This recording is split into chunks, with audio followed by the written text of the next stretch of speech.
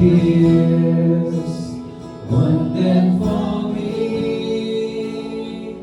When I look to the cross, I see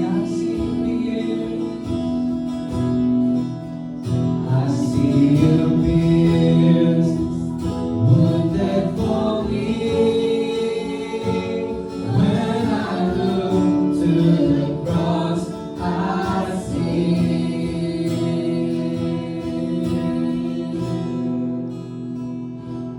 see grace, sealed by your sacrifice. I see love reaching for me. Precious blood washes and sanctifies. Healing flows, setting me free. I see grace, sealed by your sacrifice. I see love reaching for me. Precious blood washes and sanctifies. Healing flows, setting me free. I see grace.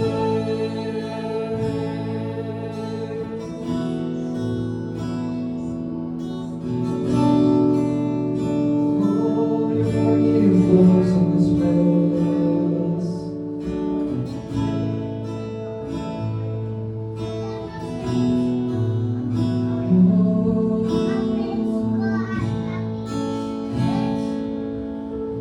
Jesus, we worship you, O God.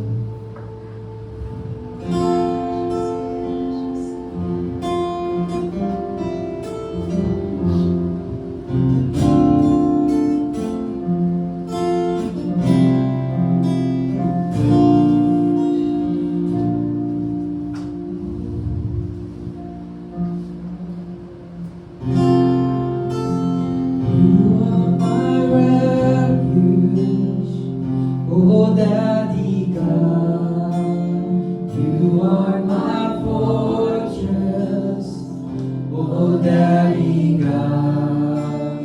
You hold my hand in my darkest hour. Oh Daddy God, you never leave me. Oh Daddy God, you never forsake me. Oh Daddy God, you're always with me till the end of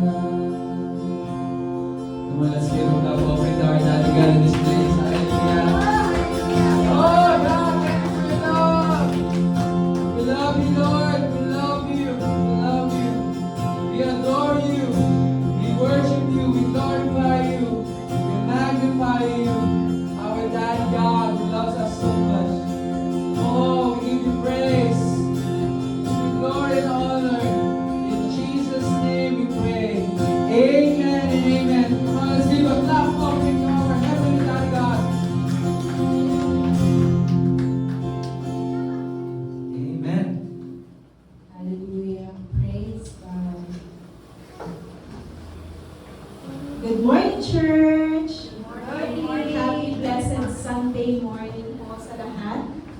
Ayan, so let's have a seat. So let's go to Corinthians for our 1 Corinthians 11:23. Thank you po, Sister Alice. Happy anniversary sa inyo. Talagang in-announce sa church. Family tayo, we celebrate yung mga milestones as a family. 1 Corinthians 11. 1 Corinthians 11:23. Okay. I want to read kasi from the Bible. 22:23. For I received from the Lord that which I also delivered to you. So Apostle Paul, ang magsasabi, sulat niya to sa church in Corinth, for I received from the Lord which I also delivered to you. So this is also what we receive. Okay, yung na-receive ni Apostle Paul, ito din yung nare-receive natin today. That the Lord Jesus, on the same night in which He was betrayed, took the bread, and when He had given thanks, He broke it and said, "Take, eat. This is my body, which is broken for you. Do this in remembrance of me." So every time we partake of the Holy Communion, we remember this, we declare, this is the body of our Lord Jesus Christ, which is broken for us. Do this in remembrance of me. The bread speaks. The bread tells us that this is the body of our Lord Jesus Christ, broken for us. His broken body means our wholeness. We always declare, by His stripes, by the stripes of our Lord Jesus Christ, we are healed. And in the same manner, verse 25, He also took the cup after supper, saying, "This cup is the new covenant in my blood." This cup tells us this is the new covenant in the blood of Jesus Christ. Do this as often as you drink it, in remembrance of me. Every time we partake of the cup, we remember that His blood, the blood of our Lord Jesus Christ, was shed at the cross so that we can enter in the new covenant. We are already in the new covenant. Ano pong ibig sabihin nun? Ano man ang kailangan na pagbayaran para sa ating mga kasalanan, pinagbayaran na ng ating Panginoong Hesukristo. So tayo ngayon, we can say we are holy, we are righteous because of our Lord Jesus Christ. So we do this in remembrance of our Lord Jesus. Verse 26, for as often as you eat this bread and drink this cup, what does this mean? You proclaim the Lord's death till He comes. Every time we partake of the Holy Communion, we proclaim the Lord's death and we believe that He is coming back. Our Lord Jesus Christ is alive. He is the, kumbaga, kung meron kayong, religion, theology class, pag-aaralan nyo yung iba-ibang religion. Jesus is the one and only true God. He's the only true God. The others are fake. The others, the people believe they're fake. I can boldly declare here, it's a point of contention, it's a point of, a lot of times, war in many countries. But we can boldly declare that our God, Jesus Christ, is the only one true God. Because He's the only one alive, and He's the only one who saved. He's the only one who saves us from our current condition, and He's the only one who's coming back in glory. for us the one He truly loves. Let's pray. Our Lord Jesus Christ, thank you, Lord. Thank you, Lord, for what you have done at the cross for us. We partake of the Holy Communion in remembrance of you and that glorious thing that you have done at the cross for us. Thank you, Lord, that every time we partake of the bread, indeed this is your body, which is broken for us. So today we can say, by your stripes, we are here. We are healthy and whole because you have chosen to be broken. Your broken body means today we receive your benefit of health and wholeness. And Lord, every time we partake of this cup, thank you, Lord, that we declare that we are already in the new covenant because of your blood shed at the cross. Today we can boldly declare that we are righteous and holy because of your blood. We thank you, Lord God. Truly, you are our one true God. Thank you, Lord God. We praise you, we glorify you, we magnify you in your most holy, precious name, Lord Jesus Christ. Amen. Amen.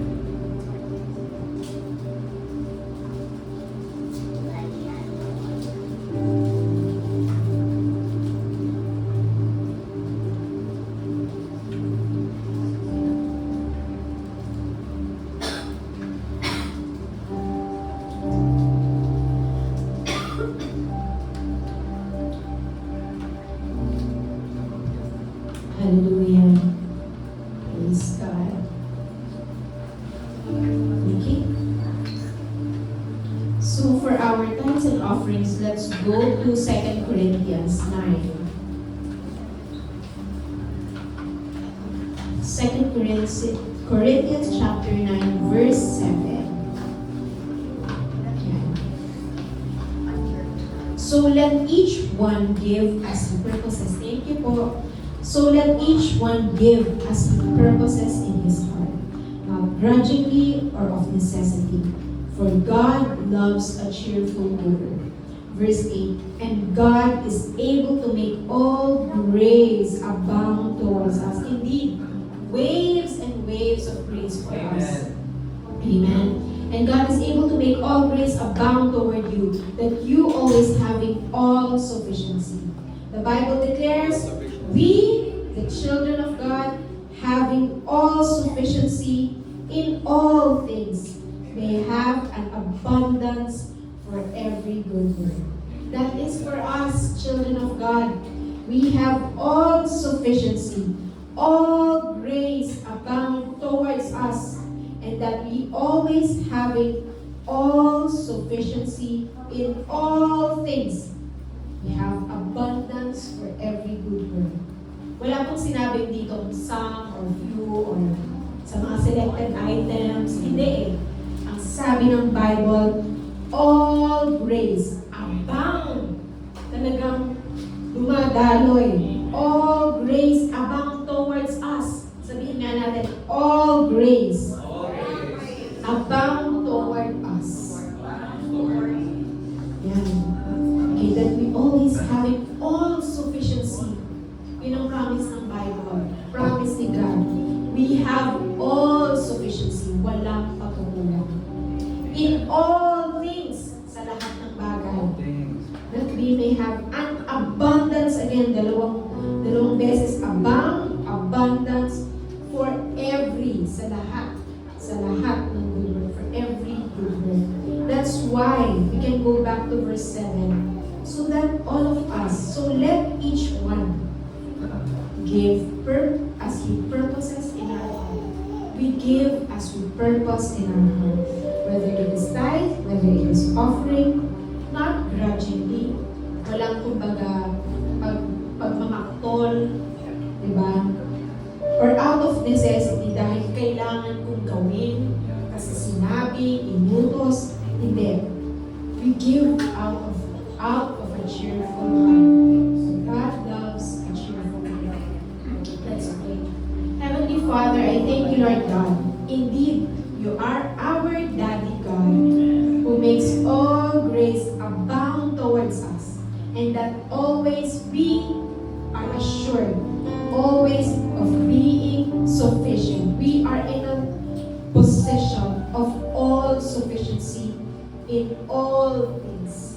I thank you, Lord God, our Daddy, our Father God, that you made all this possible for us because you love us. I thank you, Lord God. Our Abba, Daddy God, is the creator of the universe. There is no lack in you. I thank you, Lord God. And with that, we can praise you and we can glorify you and worship you with our finances. We can give cheerfully, Lord, as we purpose in our heart. We praise you, we glorify you, we magnify you in the most holy, precious name of our Lord Jesus Christ. Amen. So we can give via dun sa basket or we can give our tithes and offerings via GCash. Ay, send nyo lang po. Inform nyo lang kami so we can report. We have a few announcements, sorry. January to February 2026. Ayun, yesterday, yay! Yay, Saturday. Thank you, Brother Carla, for sharing the now word for our youth and young adults. Jam-pack dito yesterday, no? Nakakatuwa. Thank you for all those mga ate, kuya, tito, tita, talagang dinala ang inyong mga pamangkin, pinsan, lahat-lahat. Oo, na talagang alam nyo na need talaga ng young people ang word with God today. With that, Kasi, sowing in God's kingdom. yes, you are indeed sowing in God's kingdom. You are investing in the lives of Come on! young people. Ayun, at sa January 31, sorry po, akala ko kasi parating 3 p.m. So 2 p.m. po tayo. I stand corrected. So 2 p.m. po tayo. Yay! Tapos January 31, 2 p.m. na lang po ulit para walang pabago-bago ng oras. 2 p.m. Grace Life Circles. Ito naman yung mga type ng mommy, mga daddy, tito, tita. Yan. Tayo po ang mag-fellowship naman dito at magpalakasan sa salita ng Panginoon. Ayun po. Tapos Feb 1 yung ating lunch pot bless. And then next slide, Ate Alyoni. Ayun, let's pray for more volunteers, for musicians. Let's pray for a drummer, worship leaders. Praise God for the life of Angeline. Yes. Ayan, diba talagang nakikita natin na na ginugrow ni Lord ang ating mga youth. And then, projector for worship, para may kapamitan din si Sheila, tsaka si Angel. Kids teachers! Yes! Yes, kids teachers. Alam ko marami dyan ang tinatouch ni Lord ang heart para magturo. It's really, ako personally, challenging, but it's really growing us. Marami tayong matututunan sa Panginoon sa pagtuturo sa mga bata. And let's pray for another one for finance and admin team. Let's pray for that person. And hindi ko nalagay sa announcement, we are also preparing again for this year to change to another venue that is, to be honest, to be cheaper. Rent is not going lower, it is higher. But we are looking for a particular venue with this particular budget so that our finances could be used for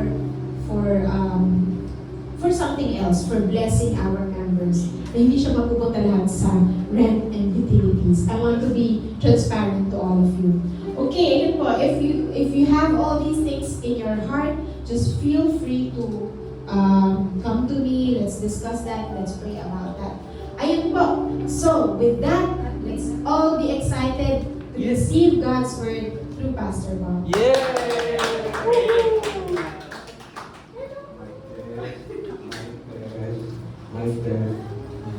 My test. I'll bring my coffee, my test. Good morning, everyone. Morning! It reminds me of my family. I would like to thank my family, immediate family, friends, and relatives, and especially GLS for praying for me. As you all know, I've had thyroidectomy. thyroidectomy, yes, surgery, and you know, let's pray for one another always. So I speak of blessing, that everyone will be healthy and strong, even as your soul, even the material things in your life as you prosper. Let's pray for one another. Yes. Encourage one another, pray for one another, being kind to one another. You know, we're in this journey that we know the end. We know who wins when Jesus comes back for His church. So I speak a blessing for you. I thank God for you, each and every one of you. And yes, those who wished well for me, I thank God for you. This is my first time to be speaking for 45 minutes, and if I go over time, hindi pa ako hindi ko pa sinisiramunan yung mga anak ko ng madagal. So this is gonna be the first time that I will teach. Nagdala ba kayo ng unan? I cannot strain my voice. I'll be monotonous siya. Ganyan lang ang volume niya. As you know, I could be passionate at times, but not today. Yes, nararamdaman ko po kasi pag medyo nag-high pitch, high volume, nasa strain po yung vocal cords. So I hope you understand. Okay. So yes. Father God, we just thank you, Lord. I thank you, Lord, personally that you allowed me again, given me the chance in life to continue to teach your word, Lord. May we all grow in the knowledge of God. May we all grow in the grace. In Jesus' name we pray, amen. Amen. Today we're going to talk about the church. Us. Sabi mo sa katabi mo, you are the church. We are the church. What exactly is it?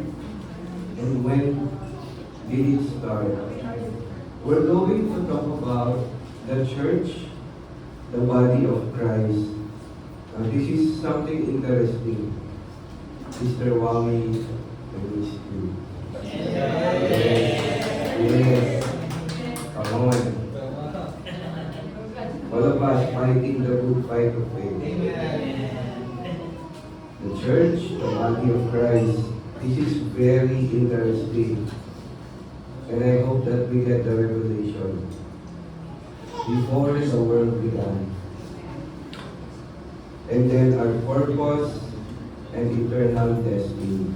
So we're going somewhere today, this morning. I will finish this. I will be very smooth. I will not take long on one verse. So if you could just take down notes, because after a while, I hope by the end of this time that that I teach, you will go back to these verses and they will make much more sense. Life-changing even. Amen. What we are, the church, is a totally new entity created by the Father in Jesus Christ. We, the church, is a totally brand new entity. Did you know that? Something that has never existed before since Genesis 1. 2 Corinthians 5:17, and Elion, thank you. Therefore, if anyone is in Christ, he is a new creation. All things have passed away. Behold, all things have become new. Take note of that. After I have taught. May the Lord give you the revelation. It will make more sense. You will have an appreciation of really what we are as a brand new entity. Now let's talk about the body of Christ. In Colossians chapter 1 verse 18, it says here, and you can see it here at my background. Colossians chapter 1 verse 18. It says here, and He is the head, meaning authority, talking about Jesus. He is the head of the body, the church, who is the beginning, the firstborn from the dead, that in all things He may have the preeminence. You know, at GLF, the authority here, the ultimate authority is Jesus Christ. There is no other. He has given the authority as an under shepherd to our lead pastors, Pastor Rev, Sister Joyce. But the preeminent character here is Jesus Christ Himself. Ephesians chapter 1 verse 22 and 23, it says here, and He put all things under His feet and gave Him to be the head, the authority over all things, to the church, which is His body, the fullness of Him who fills all in all. Did you know that we as the body of Christ makes Jesus Christ as our head full? We make Jesus Christ full. But wait, don't get me wrong. The Father planned it. So hindi tayo yung kurig. Kami yung church, we make Jesus Christ full. No, the scripture says, He gave Him to be the head, authority over all things to the church, which is His body. Listen, you will appreciate what the Father has planned and what Jesus Christ has done. The fullness of Him who fills all in all.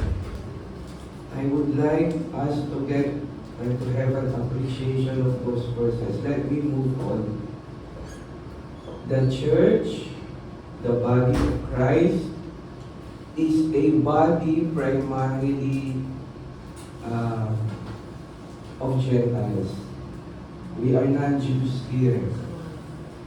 But we all know that Apostle Paul was a Jew. But did you know in Galatians it says there, you will appreciate that word new entity. Because in the body of Christ, in church, there is neither Jew nor Gentile. It is totally brand new. I will give a comparison in a while. Romans chapter 15. Okay. Just bear with me. I could feel the strain. I will have coffee.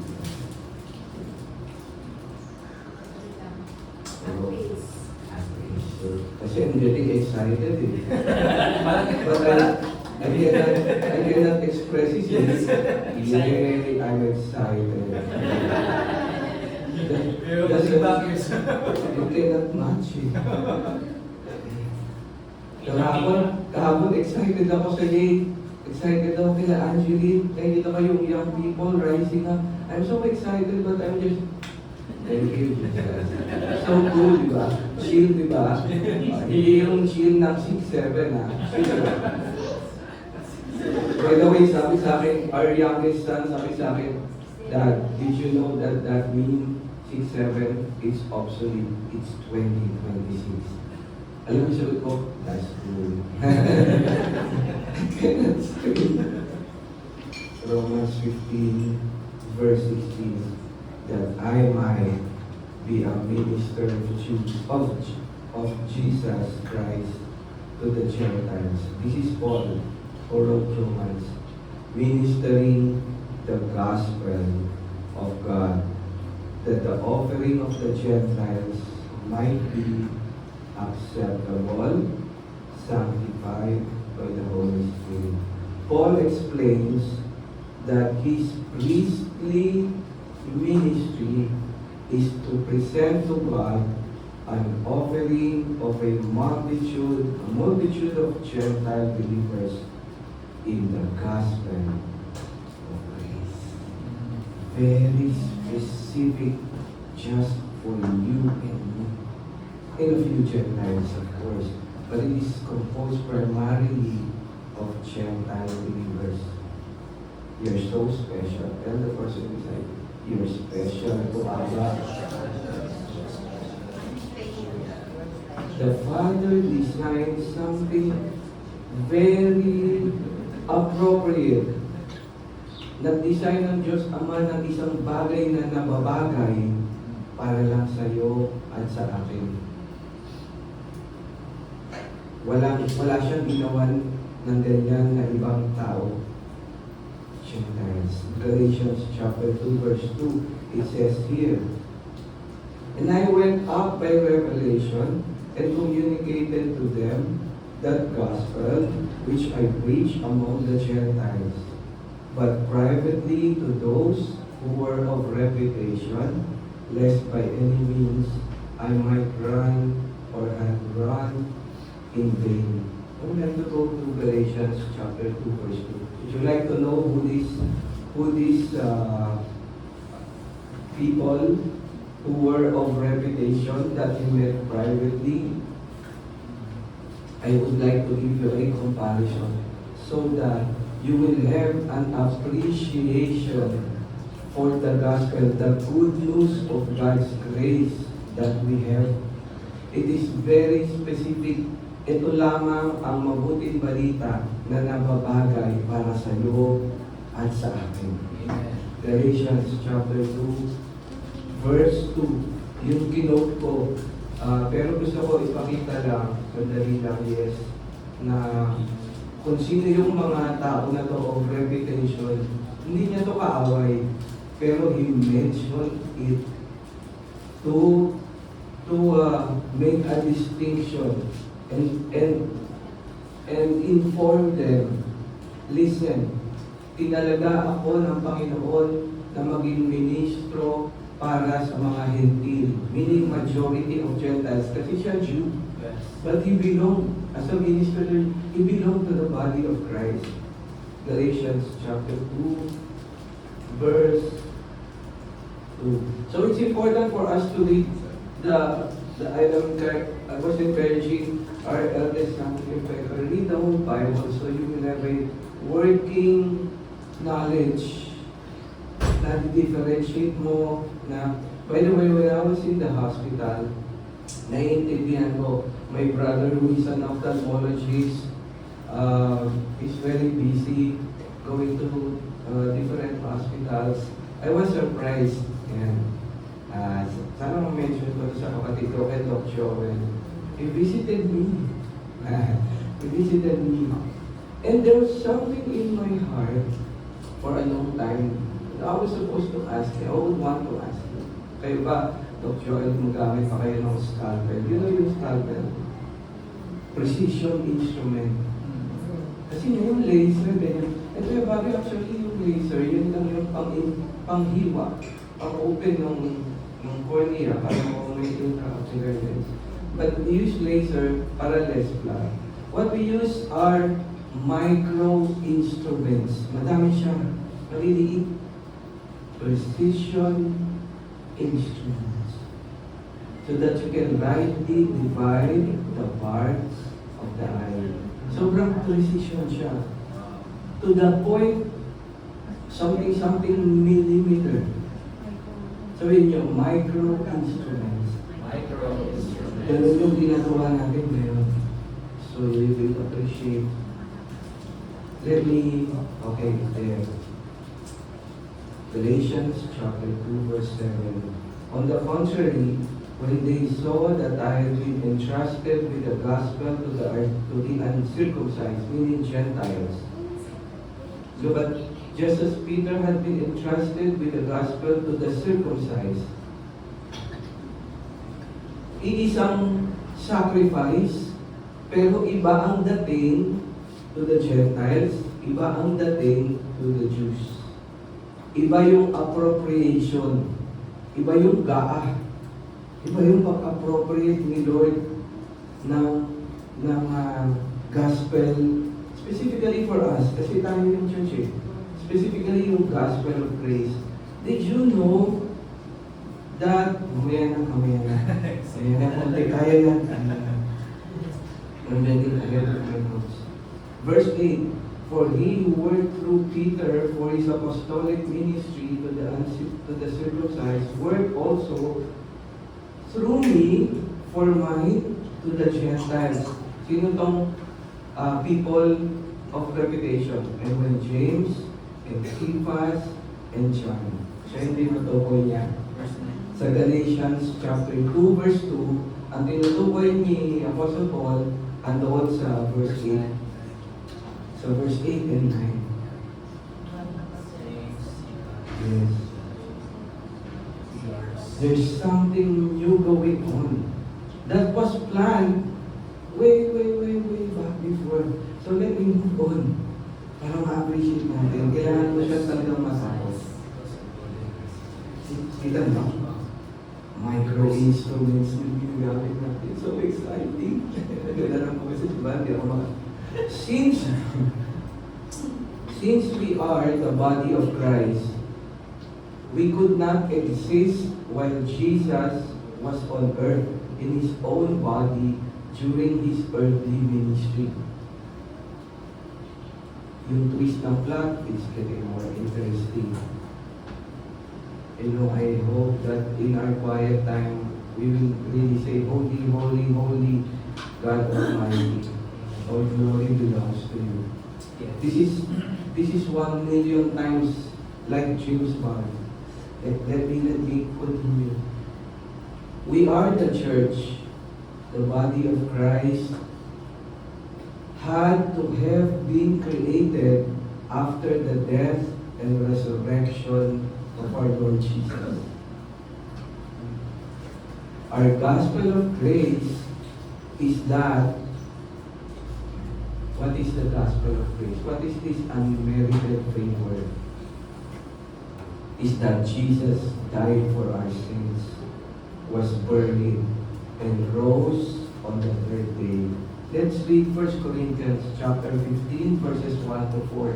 And you will appreciate the verses that Sister Joyce used a while ago. 1 Corinthians chapter 15, verses 1 to 4. Moreover, brethren, I declare to you the gospel which I preach to you, which also you receive, and in which you stand, by which also you are saved, if you hold fast that word which I preach to you, unless you believe in vain, unless you have this shallow, non-saving faith, unless you really have no love for God. Look at that. It was declared to us, it was preached to us, and we received it, and in which we stand. We should continue to stand on it, by which also we are saved. If we get this saving faith, if we have this love for God, because we have the revelation that He loved us first. For I delivered to you, first of all, that which I also received, that Christ, this is the gospel of grace, that Christ died for our sins according to the scriptures, and that He was buried, and that He rose again the third day according to the scriptures.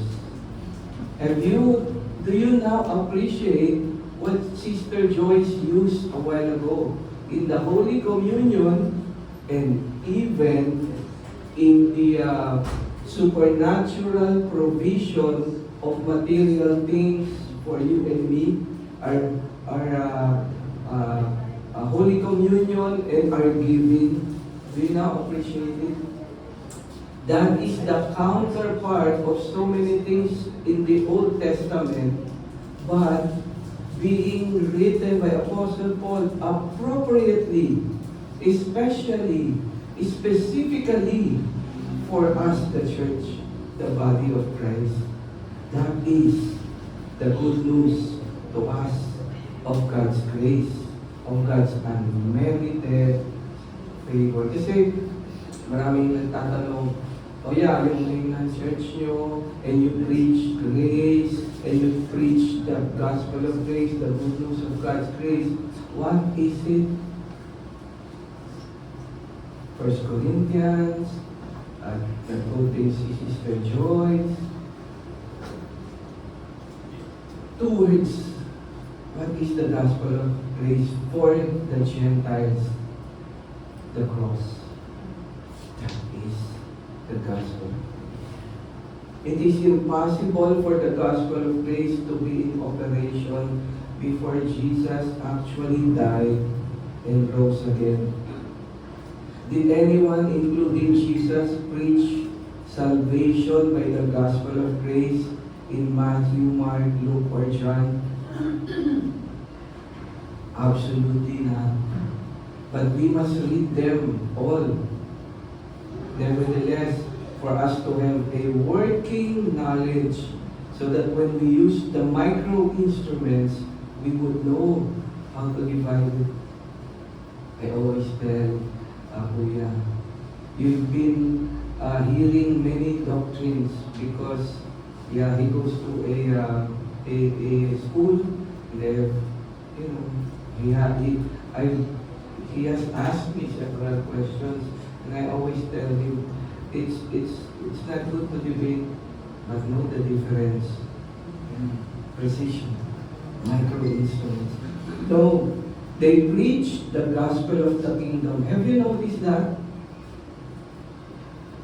We were called out once unto a place, but not unto a kingdom.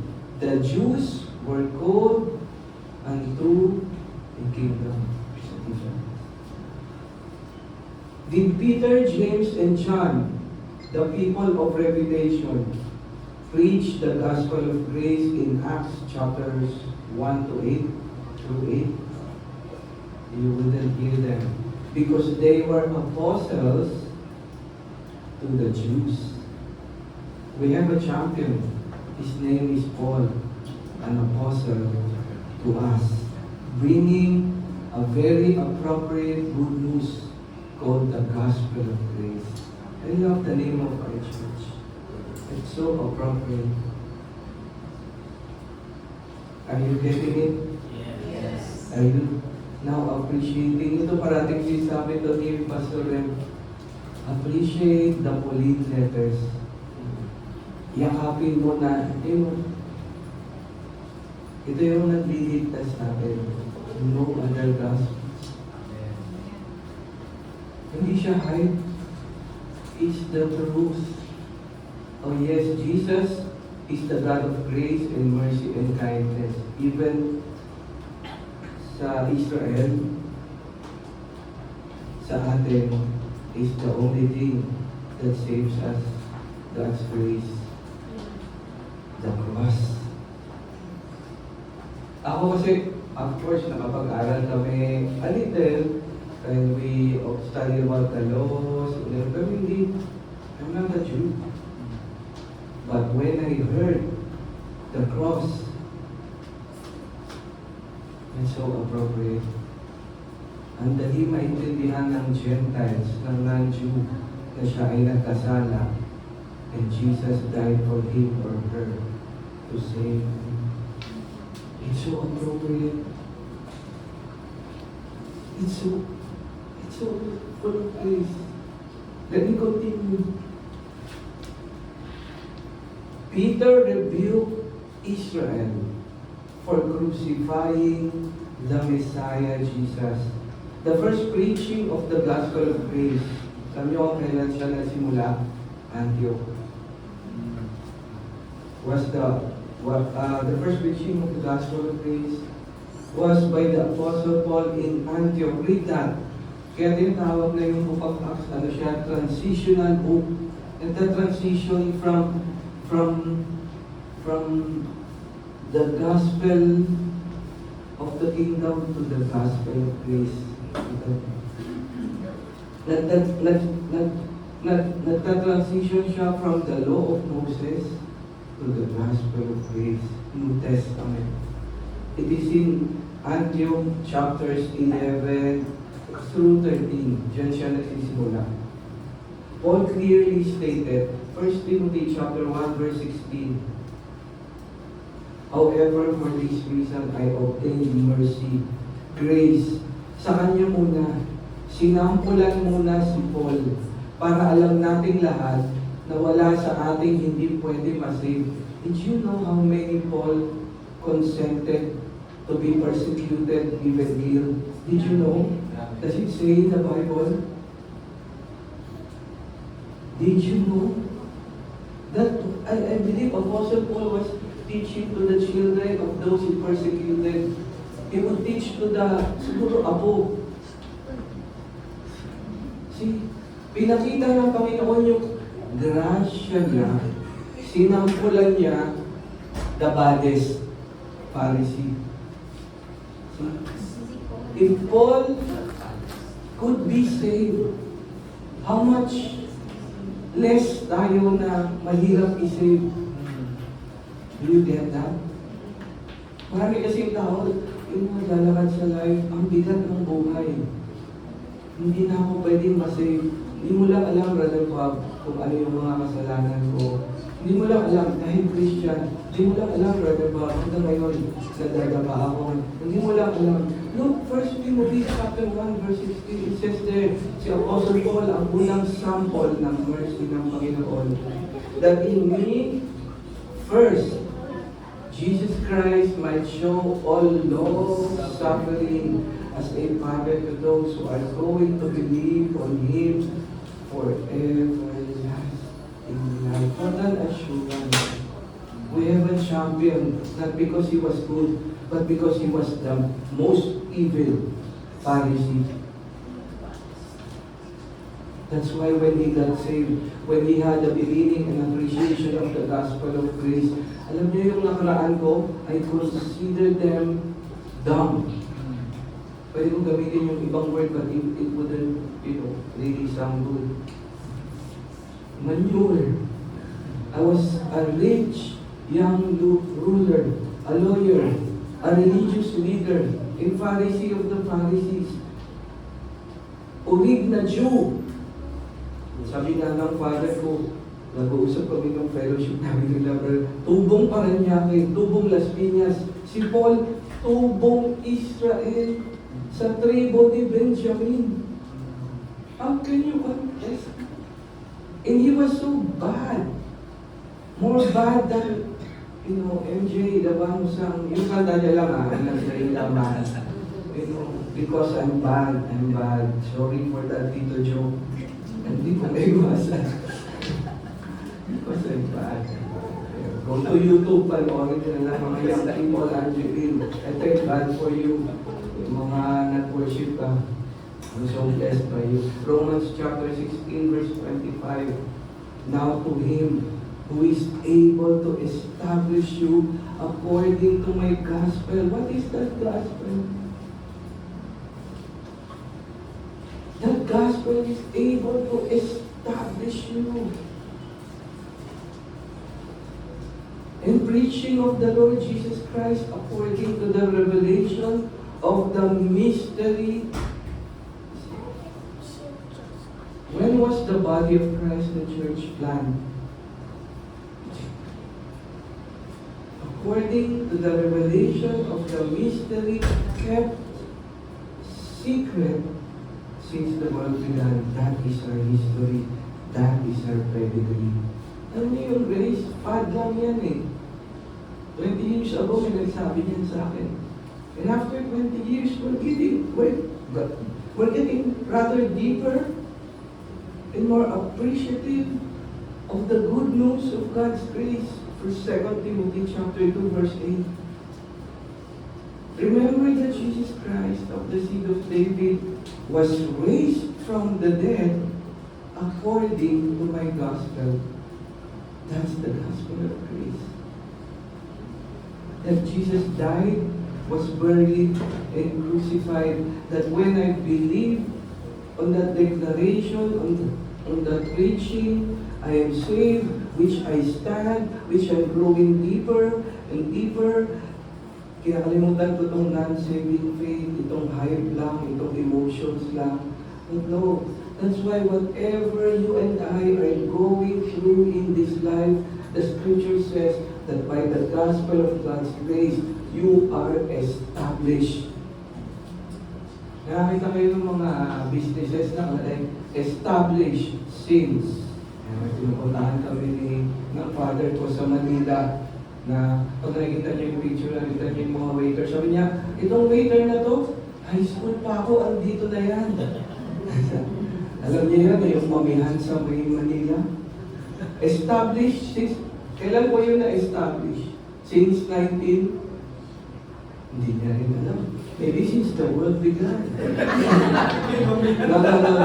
Only the church.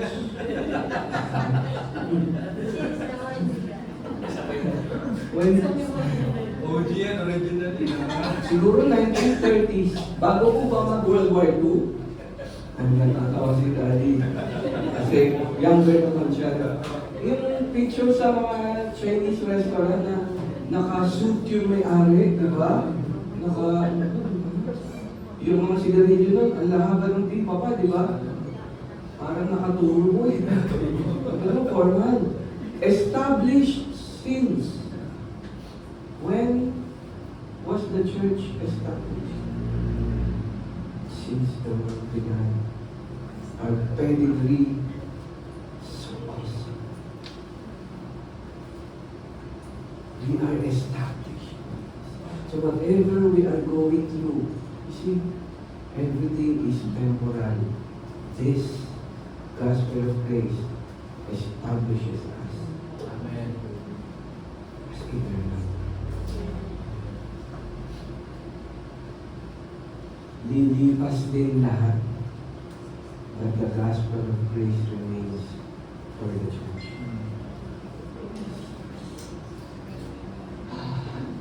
I could end here, but I will continue. Sorry, break mo na. Nag-practice ako ng sermon pag naman hindi ka sumusunod kay Gagi. Hindi, joke. He's a good boy. Yes. Joshua, he's a good boy. Siyempre bata, may ganun ba siya? Yes. Acts chapter 2 verse 38. Then Peter said, look at this. I use the micro instruments again. Then Peter said, repent and let every one of you be baptized in the name of Jesus Christ for the remission of sins, and you shall receive the gift of the Holy Spirit. Peter rebuked the Jews because they crucified the Messiah, Jesus Christ. But for those who wanted to be saved, he said, notice that baptism was required in order to receive the Holy Spirit. Micro-instruments. The mystery, the body of Christ, the church, doesn't have those. That's the program for the nation of Israel. I got ahead of my notes. Notice, that's not the appropriate message to the Gentiles. For in Paul's gospel, baptism is not required. Never did Paul require anyone to be baptized, as Paul stated. But we can do that. But it's not a requirement for salvation. I-explain namin yan bago mag-water baptism. 1 Corinthians chapter 1 verse 17. Look at this. This is Paul. For Christ did not send me to baptize, but to preach the gospel, not with wisdom of words, lest the cross of Christ, which is the gospel of grace, should be made of no effect. Pag ginawa natin po itong requirement for salvation sa GLF, then we be accursed. Because the gospel of grace says, the cross plus faith is enough. Wow, wow.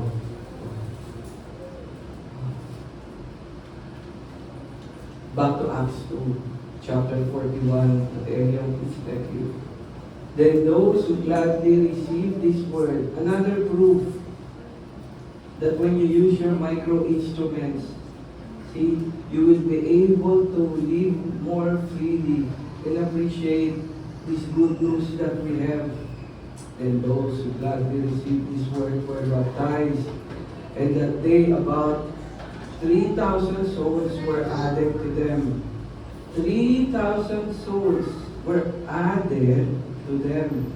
That signifies a group that already existed, not the beginning of something new. Do you now appreciate that thing that I read first a while ago? A new entity? For the beginning of something new, that's not the church. Who were those to which the new believers were added? They were what Jesus affectionately rather named his little flock. Did you know that under the law, there's a way to be saved? King David did this. You know what? Faith in Yahweh. Because the purpose of the law is to bring you as a Jew and as a proselyte, those Gentiles converting to Judaism, to bring you to the end of yourself and call upon the name of the Lord. Yung mga Pharisees, ginawa nila itong posisyon, ginawa nila itong ritual and tradition, being position of power. They grabbed the position which was supposed to, the law, the purpose, was supposed to let people realize we cannot do this. We need God. David did that. Peter did that. James and John, they did that. They had a revelation and they submitted to Jesus Christ as the Messiah. Hence, the 7 years of tribulation. But I will not go there because I want us to appreciate who we are, what we are in the plan of God. Luke chapter 12, verse 32. This is Jesus. Do not fear. Look at that, little flock. For it is your Father's good pleasure to give you the kingdom. What you see now? The nation Israel. Jesus was talking about that, but not that Israel now. Because the Bible says that the Jews will come back from many nations in rebellion. Not yet. Hence the years of tribulation. Patitiklopin talaga ni Lord si Jacob ang Israel until they say at the end of the 7 years of tribulation, blessed is he who comes in the name of the Lord Jesus. You are the Messiah. Yaw lang yan.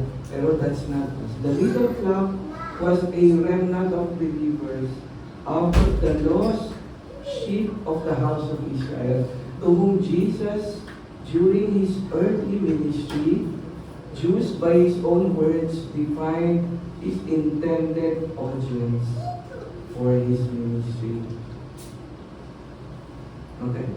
But when Jesus ascended on high, una niyang sinampulan ng mercy and grace niya si Paul. You know what Jesus told Paul? Saul, Saul, Saul yung name. Why are you persecuting me, the body, the Gentiles. Matthew chapter 15, verse 24. Jesus answered and said, I was not sent except to the lost sheep of the house of Israel. Lost sheep of the house of Israel, of which were the little flock.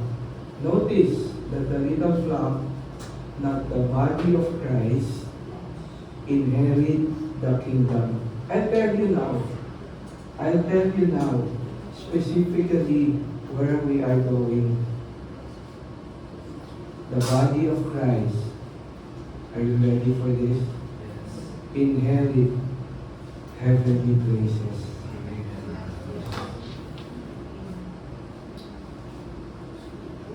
The little flock inherit the kingdom. The body of Christ inherit heavenly places. I'll get ahead of my notes later. Why is this thing happening to the Philippines? Why is these things even happening around the world? In the heavenly places, Paul wrote about this, the powers, the might, the dominion, the principalities. These are the fallen ones who kept on and who keep on occupying illegally those heavenly places. You know who will replace them? The body of Christ. Kaya pala, bakit pa Christian ka pa? Ano mo mag-forgive? Kailangan mo, parang ang banal-banal. Sabi sa Bible, holy tayo. Bakit? Remember when Jacob saw the ladder, Jacob's ladder? It was so serene, it was so majestic. Angels working, but in serenity. Hindi yung buba na iniinom in serenity. Working tirelessly because they're eternal. Not going to bed to sleep, not eating. Why do we need to become and serene and say all is well in spite of, and say all shall be well, and to keep on trusting, to keep on having this faith in the cross all our lives, no matter what happens. Why? Jesus is training us as His body to be like that because we're bound to occupy heavenly places. Bakit ang stars sobrang luwag? I always tell my young boy here when we walk, digestion walk at night, except ngayon dahil nasa operation, kaya lamigin ako. What are those for? Becker, what are those for? What are those for? The heavenlies, what are those for? So vast, so big. Heavenly places. That's my and your dwelling place.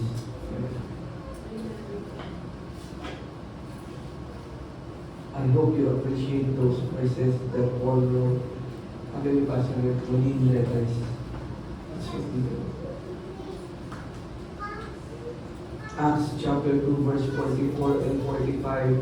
Now all who believe were together and all things in common, and sold their possessions and goods and divided them among as anyone had need. Did you sell your possessions when you got saved? No, of course we didn't. Why? Because that's not the part of our program during this present dispensation of grace. But that was the paradigm for all the Jews desiring salvation during Jesus' ministry and the early chapters of Acts. Kala nila noon, dadating na yung Messiah. Akala nila noon. Why? Because the return of Jesus was imminent at that time. Only after the ministry of Paul did people begin to realize Jesus' return was to be delayed as the gospel of grace went to the Gentiles. It's been going on for 2,000 years. The time is so right for us to get fetched, but by the head, because we are the body of Christ. Why the rapture? Because we are bound to replace the fallen angels in the heavenly places. Revelation chapter 12, verse 9 or verse 7. That's not in my notes, but I want you to get the big picture. Why so much hype about the rapture? It has a purpose. Get that? The little flock diminishing while the church, the body of Christ, grew. The book of Acts is a transitional book from the gospel of the kingdom to the gospel of grace. Can I have tissue here, please? Tissue. The body, or rather the church, the body of Christ began through the Apostle Paul's preaching of the gospel of grace. Thank you, thank you.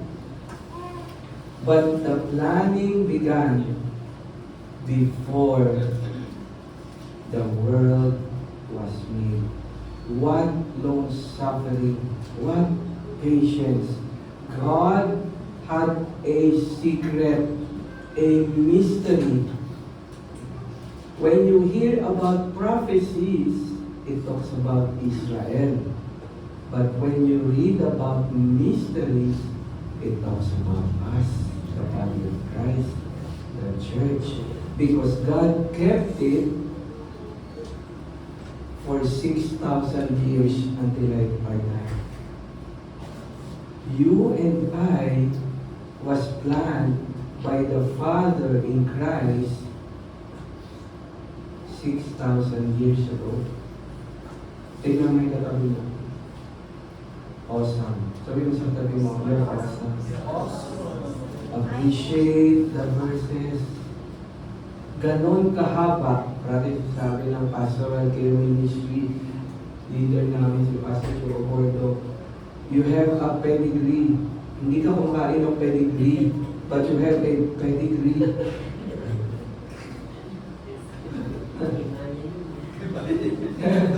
You are the body of Christ, the fullness of Him, who fills all in all. Alam niyo yung who fills all in all? Heavenly places. So when you look at night, what are these stars? What are the heavens for? It's to be filled with you and me. There will be vacancies. That's why I always tell you, ang ministry po ay hindi lamang yung parang club, parang hype, parang of course the youth have that energy. Never, never, never. You know, before I got operated, I'm not young anymore. And I have conditions too. And I prayed, you know, since October, sabi ng mother ko, bakit nag-lose ka ng weight?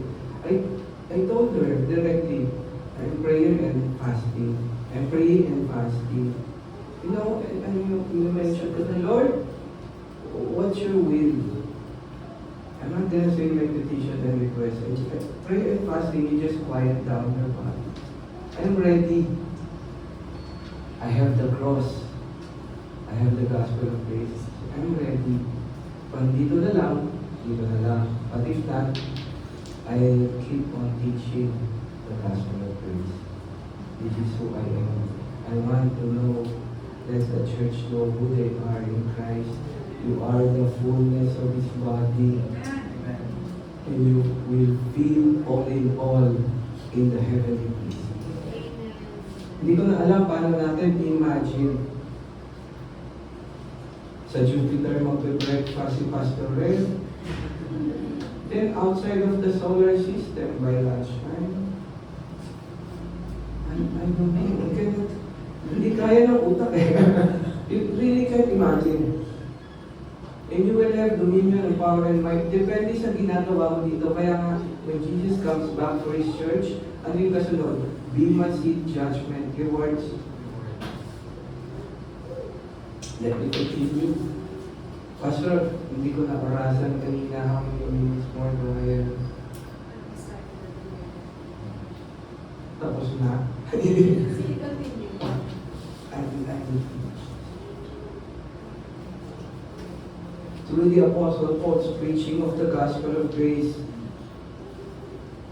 but the planning began before the world was made. Ephesians chapter 1 verse 4, according as he had chosen us in Him before the foundation of the world, that we should be holy and without blame before Him in love. What does it say in Romans?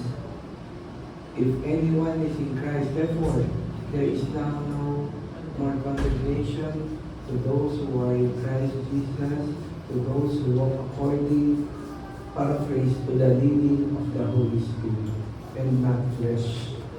Titus 1:2, in hope of eternal life, which God that cannot lie promised before the world began. Not only was the church body of Christ planned and in the mind of the Father before He created the world in Genesis chapter 1 verse 1. Yes, before Genesis chapter 1 verse 1 was the planning which became the mystery of the body of Christ, the church.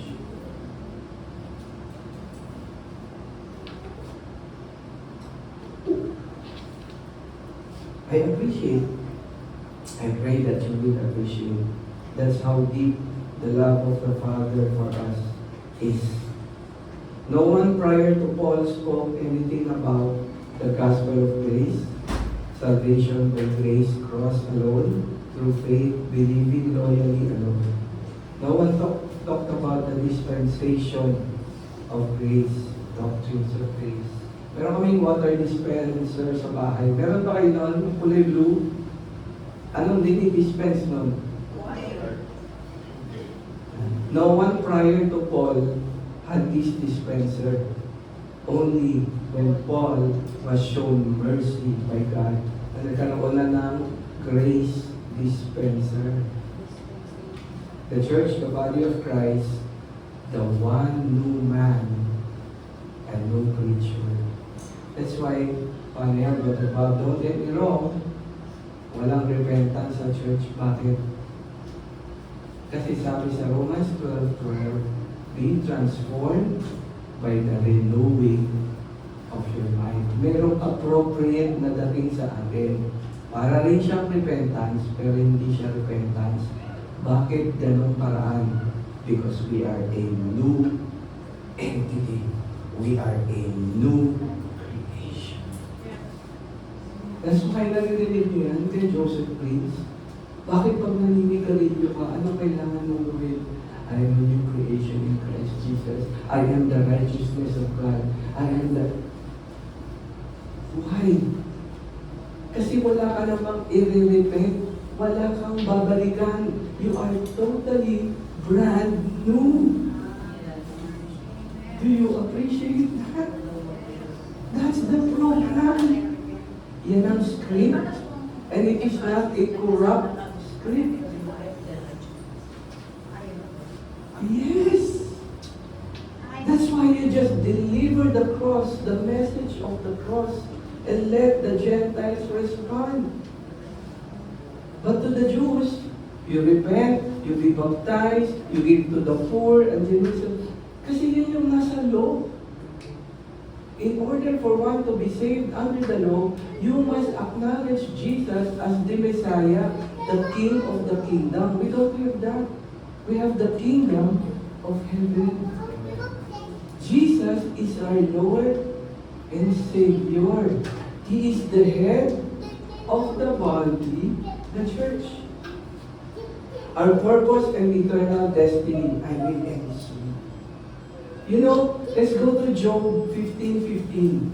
Bakit pinlano ng Diyos Ama ang church even before Genesis 1:1.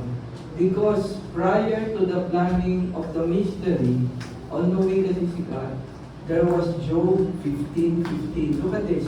And this is also an evidence, one of those, that says that we will replace them. Job chapter 15, verse 15.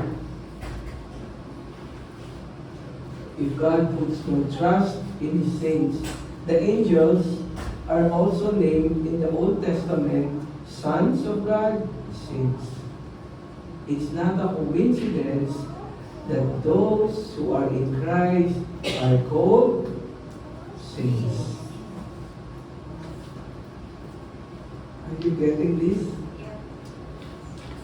And the heavens are not pure in His sight. Bago niya gawin ang world, bago yung Genesis 1:1, the heavens was corrupt because of Satan and his fallen angels. But, bago pa yung Genesis 1:1, God had a solution already. But it was to be kept a mystery for 4,000 years until Paul, the minister and apostle to the Gentiles, bringing the gospel of grace, the cross. Did you get that? God has allowed the corrupt angels to remain in heavenly places until He completes the creation of their replacements. Kailan yan mangyayari? At the rapture. When rapture happens, kompleto na yung replacements for them, for these guys. We, the church, the body of Christ, are the replacements for the corrupt heavenly angels still in heavenly places, and they that remain there until the midpoint of the 7-year tribulation. That's why we go up, they are cast down, and we replace them. Revelation 12:7-9, andun siya. I will not go there. I-take down yung mababasa niyo dyan how it's going to happen. Revelation chapter 12, verses 7-9.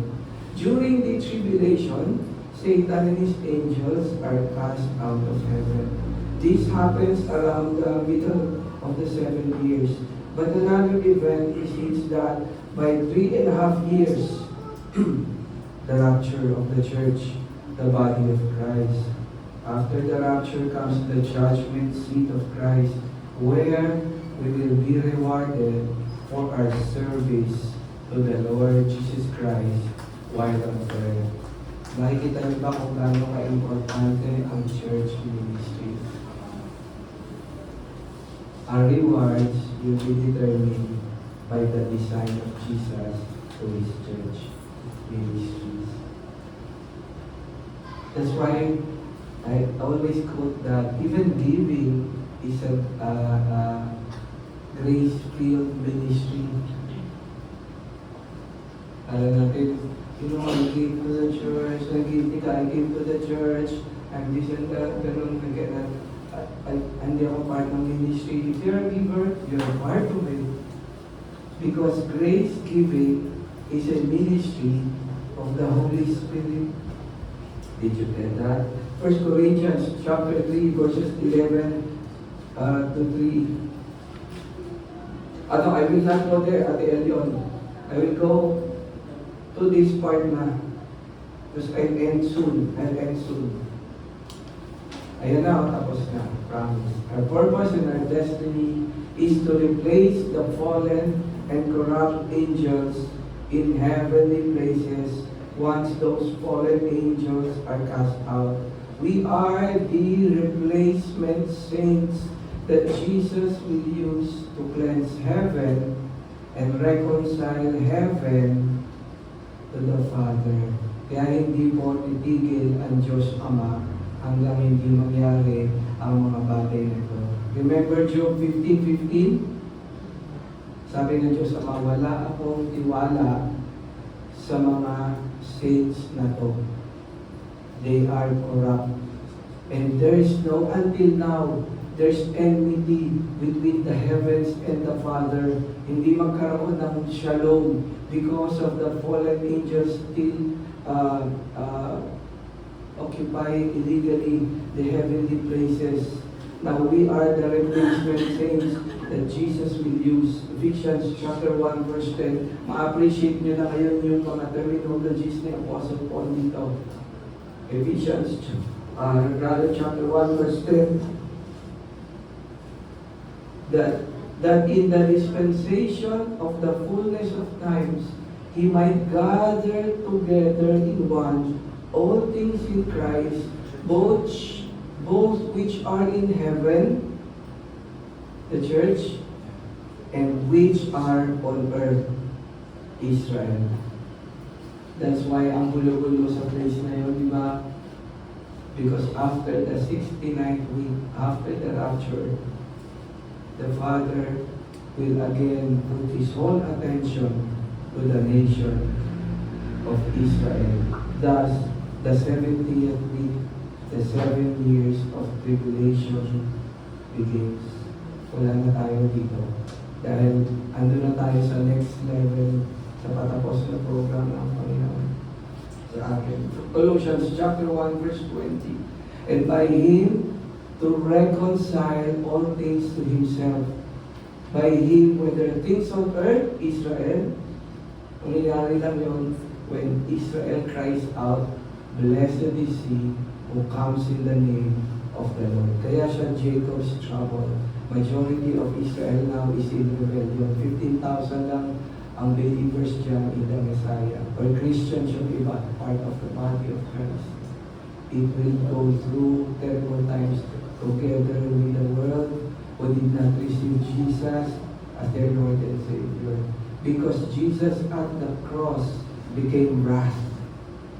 So when you do not receive the cross, the wrath falls on you in those 7 years of tribulation. Jesus will reconcile heaven to Himself and the Father through the church, the body of Christ. Magkakaroon na ng peace when that happens. Jesus will reconcile the earth to Himself and the Father through Israel and their kingdom program. When they acknowledge, like what the 12 disciples did, like what Peter said, you are the Christ, the Son of the Most High. Blessed are you, Bar-Jonah, ganyan Peter, because, and upon this rock, upon this faith of yours, I will build my little flock, the church that is called the little flock. We are not the little flock, we are the body of Christ. You must keep those two programs separate, rightly divided, as they have two different purposes. One heavenly, the church, one earthly, Israel, and two distinct groups, the church and Israel. I'll end with this. The last letter of Paul was to Timothy, AD 65. Be diligent to show yourself approved to God, a worker who does not need to be ashamed, rightly dividing the word of truth. Let's all sing.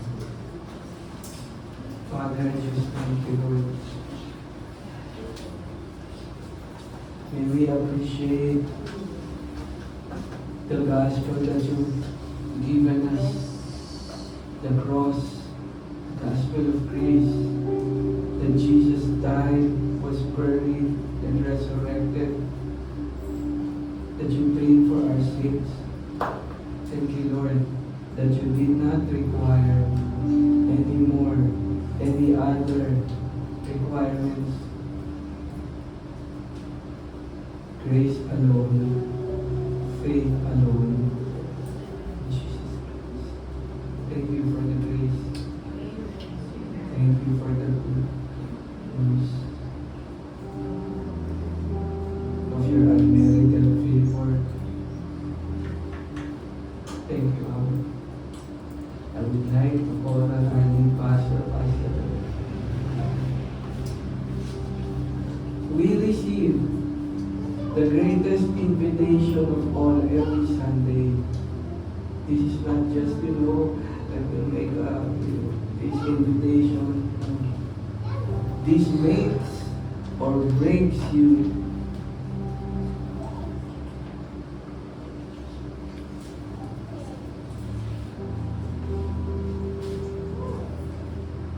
Every Sunday you hear this, but did you know that it is the most important invitation of all? Let's appreciate Pastor and lead pastor. Thank you, Pastor Bob. How many of you are blessed po? We receive God's word this morning. Hallelujah. We're so blessed this morning because Pastor Bob delivered the word of God's grace to all of us that brings encouragement to strengthen us. Amen. And we're thankful kay God because God planted Pastor Bob here in Grace Life to be a blessing, to preach the gospel, the pureness of God's grace, the gospel of God's grace for all of us. And we believe that it's not the end, it's not over yet for Pastor Bob. Because the Bible says in Philippians, "You began a good work in the lives of Pastor Bob. He is faithful and He will continue it until the day of our Lord Jesus Christ." That's for you, Pastor Bob. We pray for favor, declaration, and we honor you. We honor the gifts and the calling that God has for you. And we thank God for the gifts and the calling that He has for you. And you're truly a blessing to all of us. Hallelujah. Kanina po, while Pastor Bob is talking, the Holy Spirit dropped this word in my heart. Yung purpose bakit po tayo nag-gather every Sunday. And reminds me of the scripture in Hebrews chapter 10 verse 25 that it says here, "Not forsaking the assembling of ourselves together, as is the manner of some, but exhorting one another, and so much the more as you see the day approaching." Yung day po dyan is capital D, the A-Y, the day approaching. Talks about the coming of our Lord Jesus Christ.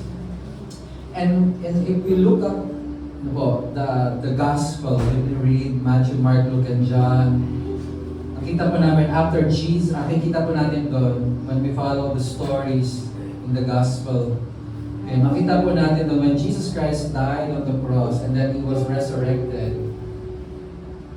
Makita niyo po ba na every time na nagpapakita siya sa kanyang mga disciples, it's on the 7th day. Right? 7th day. When all the believers, when Peter, John, Mark, they were all gathered. Kasi, they're in fear, takot na takot sila because of the persecution of the that they receive from the people. And then, suddenly, see Jesus mag-show up, in the midst of them. Makikita po natin, laging mag-show up in the midst of them. So, para sa Panginoon, nakita ko po itong pattern na ito. Pero, huwag natin gawin itong doctrine, okay? Possible kaya, na yung pagdating ni Jesus is lahat ng believer gathering up together. Like, we don't know na by the time we're gathered together, worshiping God, we're hearing God's word, then suddenly si Jesus showed up, and then yun na pala yung rapture. That was the time He will, He will take out all the church. Kasi nakita natin yung pattern from these disciples, and then sa Hebrews, nakita po natin na forsaking the assembling ourselves together. Then the importance ng the reason why we are gathering every Sunday. And na-share ko po ito sa Exodus chapter 16, na kung saan yung mga Israelites, iniipon po nila yung manna every morning. Diba? And then on the 6th day, may double portion ng mana na bababa. Okay, tapos gagamitin nila, they will prepare a cake. Okay, kasi preparation yon for the Sabbath day, which is tomorrow. Whatever. Imagine, ito yung 6th day, then tomorrow is the Sabbath day. So, on the Sabbath day, walang magtatrabaho. So, they will have time for their family, and they have time to worship God. May double portion kayo nabababa from heaven. At during the Monday, Friday, yung mana, kailangan i-gather nila in the next day kasi magpapanis. Spoil yun. But on the 6th day, double portion yun, magpe-prepare sila ng food for their family. Okay? But on the 7th day, yung mana na pinrepare nila, hindi po yun mapapanis. Double portion. Sa 2 Peter, sabi ni Apostle Peter, that one day with the Lord is like 1,000 elsewhere. From Genesis, from creation, from Adam to Abraham is 2,000 years. Okay? From Abraham sa day ni Jesus is 2,000 years. And sa day ni Jesus until sa day natin up to present is 2,000 years. So kapag inata po natin yon 6,000 years.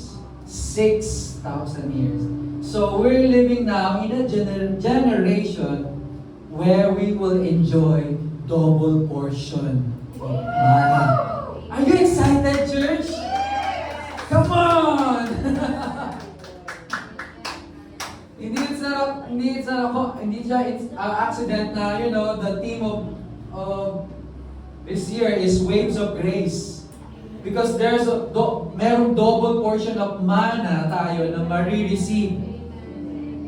Kaya natin yung mga ibang tao na they're comparing their generation to our generation. Yung generation namin is more blessed. Kasi ganito, hindi maayos pa yung gobyerno, whatsoever. But we don't care because we're living yung generation natin where we can enjoy, experience double portion of God's mana. Amen? And sa lahat po ng areas ng buhay natin, whether sa finances, maybe right now you're in debt, malaking debt po, pagkakautang, but believe on God's promises that He will provide all your needs according to His riches and glory in Christ Jesus. There's a double portion of mana. Double portion of healing, restoration, breakthrough sa lahat ng areas ng buhay natin. Amen? That is our God. Amen. He is faithful. And if you are here today, and sabi mo sa sarili mo, gusto kong ma-experience yung double portion ng mana na yan, na pangako ng Diyos. This is the right moment for you. If you have never received Jesus Christ as your Lord and Savior, this is the right moment for you to receive Him, trust Him, believe in Him, receive Him as your Lord and Savior. And if you are that person, I want to pray for you as just a simple prayer, and that is to receive Him, to receive Jesus Christ as your Lord and Savior. Can we all bow our heads and close our eyes in this place? And you pray this prayer after me. The Bible says, if you believe in your heart and declare it with your mouth that Jesus Christ is the Son of God and God raised Him from the dead, you will be saved. We will call upon the name of the Lord right now in this place. So if you're ready, say this prayer with me. Dear God, I believe in your Son Jesus Christ, that He died on the cross for my sin.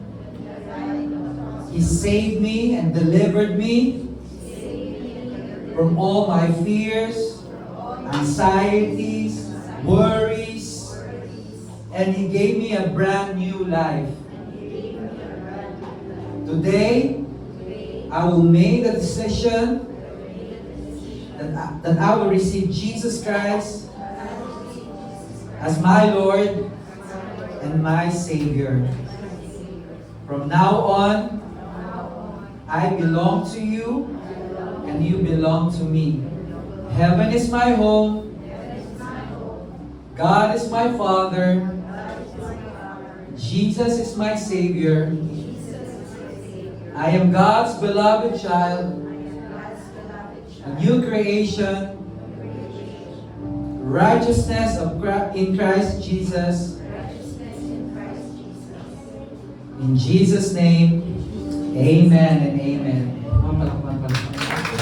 We declare that prayer. Well, the Bible says, as many who receive Christ in their life as their Lord and Savior, God gave them authority to be called children of God. So welcome into God's family. Hallelujah. Heaven now is rejoicing for one soul to receive Christ. Amen. Praise life. Can we lift up our hands all across this place? Declare blessing to you, all of you. Hallelujah. Oh, thank you, Lord, for your Son, Jesus Christ. Thank you, God, for your love and for your grace. Continue, Lord, na pagkatiwalaan ka sa lahat ng aming ginagawa sa araw-araw. Thank you, Lord. Lord, we declare that this coming week, this would be a blessed week for all of us. No weapon formed against us shall prosper. Not even sickness nor disease, no calamity, no danger, no accident, Lord, can come on us, Lord God. Even in our family, because we are covered by your precious blood. Thank you, Lord God, for favor be upon us wherever we go. Your mercy, your grace will follow us all the days of our lives. And your word says that with long life, you will satisfy us. You give us peace, shalom. Nothing is missing, nothing is broken in our lives today, O God. We thank you, Lord God, for your finished work at the cross. We thank you for your Son, Jesus Christ. Thank you, Lord. We bless you, we glorify you, we magnify you. In Jesus' name we pray. Amen and amen. Praise God. His grace is our life. See you again next Sunday. God bless you all. Shalom, shalom.